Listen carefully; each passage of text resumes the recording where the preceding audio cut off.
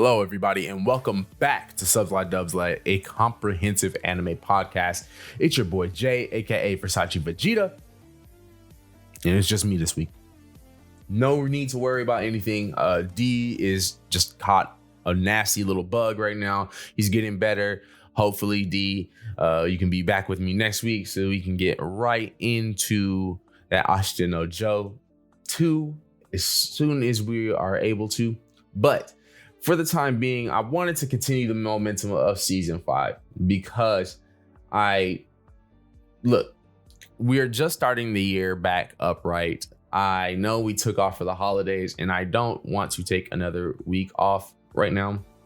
So rather than having a discussion that I would leave D out of, or us going on with another fight that we were planning on covering this season, I figured I would just drop a little something for y'all. Just me, just to give y'all this week, and we can get right back to it as soon as we can. But I have a question that I've been wanting to ask for a little bit, and let's just get right to it. When you watch Dragon Ball, what are you watching it for? And what do you expect to get out of it?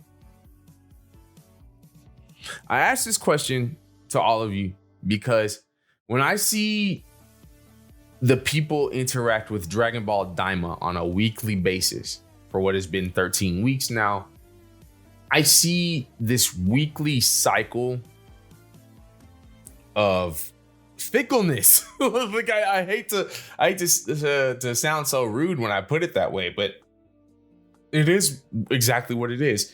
There's these fickle opinions, and look, we're all entitled to having them, but there's these fickle takes that I see on Dragon Ball Daima, and I wonder, do people really enjoy Dragon Ball the way that it's delivered to them, in the sense of, hey, I'm watching this to get this new adventure that I trust that Toei and Akira Toriyama and everyone else involved have crafted for me as a lifelong Dragon Ball fan, and for others that may be new to this franchise to be able to sink their teeth into and enjoy?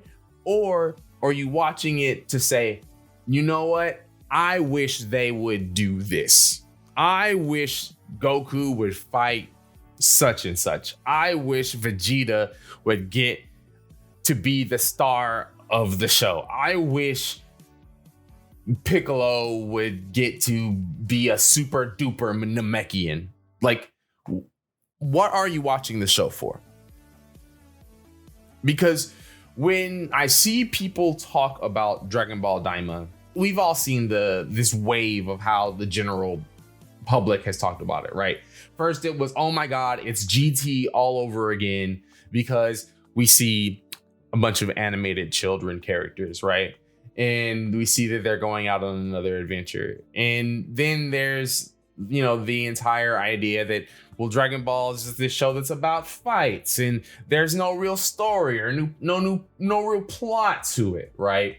So when we get to the show in and of itself, right, the show makes sure to give us time where we're able to breathe with the characters. It gives us plenty of time for exposition, plenty of time for us to be introduced to new plot devices or even existing plot structures, and be able to expand upon them and give them context within the new story that we're being given.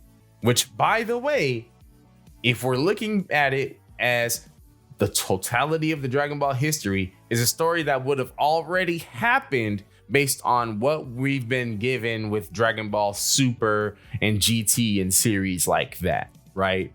So they're basically just going out of their way to say, hey, there's this little midpoint where there were some adventures related to the Majin Buu saga happened shortly after the Majin Buu saga in Demon Realm. And this is us getting to witness them.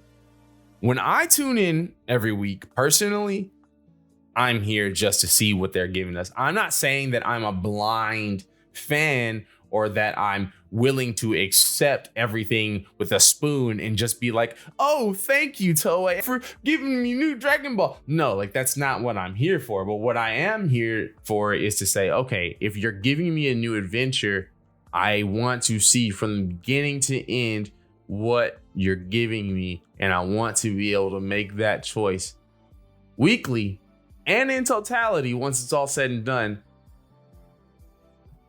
Where does this stand in the entire journey for me of Goku's life? So, as I've mentioned already, I am a lifelong Dragon Ball fan. When I see these episodes where we're getting these stories about, oh, this is where the Supreme Kais come from, and the Glens, and where this is where the Namekians come from, and these are how the 3 demon worlds work, and all these things. I look at that as someone who's kind of got a little bit of understanding of the extra of Dragon Ball, right? Like all of the things that happen on the outskirts, that all of those, like, oh, like Toriyama mentioned this in Daizenshuu 9 or whatever. Like, I'm pretty in tune with that information. So to me, I see these things mentioned in Daima and I'm like, dope. I'm glad that we have a series where you're able to introduce these concepts to. What I see a lot of people do, though, is say, man, this is all filler. Oh, they didn't fight nobody this week? Oh, wait, we didn't get some new demon character that's doing some crazy stuff? Oh, it's filler. It's filler. Oh, they're still on their way to the next Dragon Ball or whatever. It's filler. And that's wild to me because it's already a series that's only about 20 episodes long. So that means filler don't even really exist here. There are moments where the plot is not super exciting or being driven to the next point immediately, but everything that we're being shown on the show is to serve as information, to be contextual at a different point later on in the show, or is to maybe give us new information where we didn't even know there was details to even consider previously.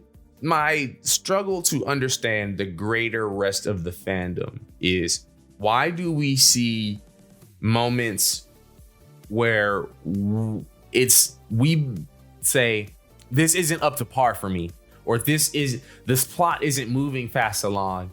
I don't buy that as part of the story. That's not good enough for me. It's filler. Why is that a thing? Why is that a thought process? I really want to know, because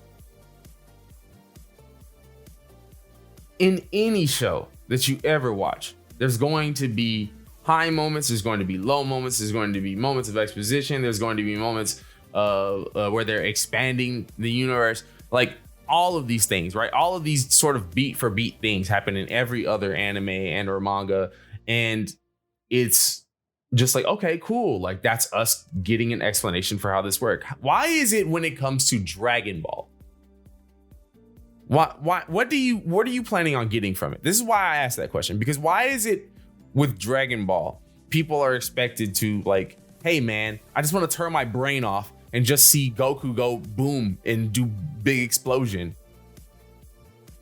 Like, why is Dragon Ball the series where that's the only way that we can consider something to be seen as enjoyable, entertaining, serviceable?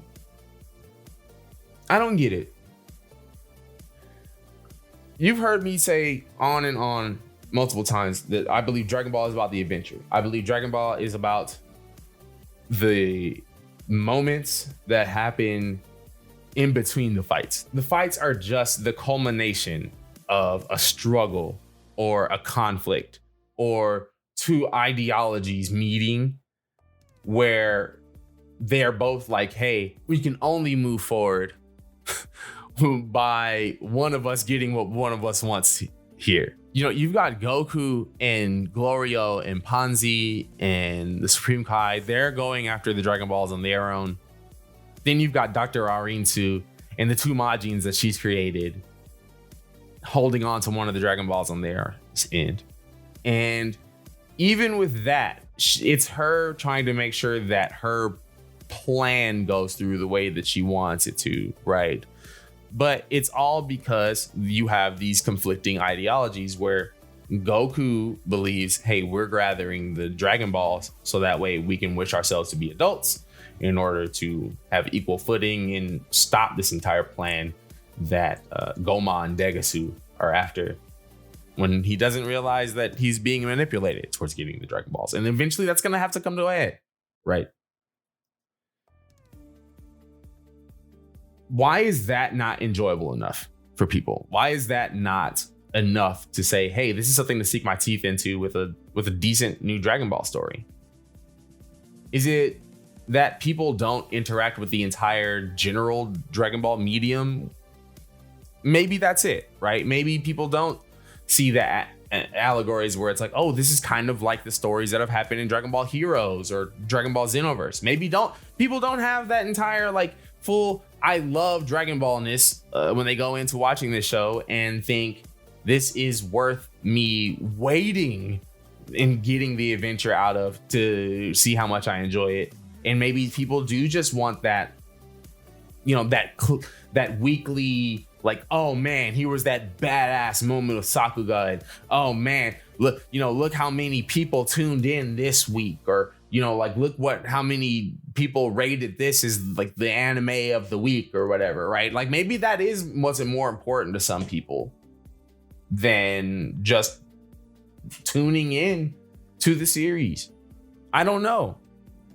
I don't have the answers for what everybody is into, but that's why I'm asking the question. That's why I'm asking the question, because I don't. And this is a greater question for how we all watch and enjoy anything, really. Like all of fandoms have really devolved into this whole discourse, right?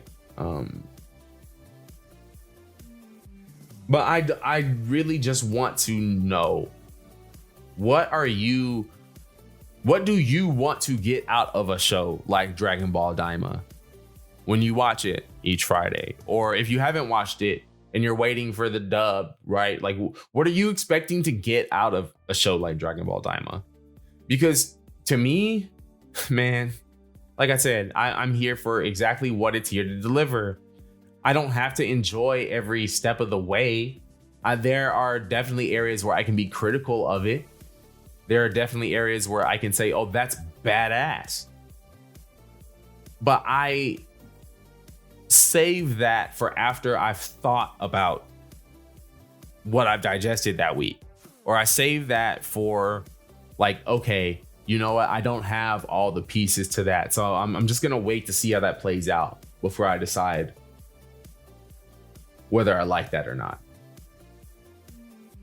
It seems like for the people that are still watching the series, I know a lot of people dropped off really early on, that there's this weekly, if it didn't do the stuff I wanted it to do, it's trash.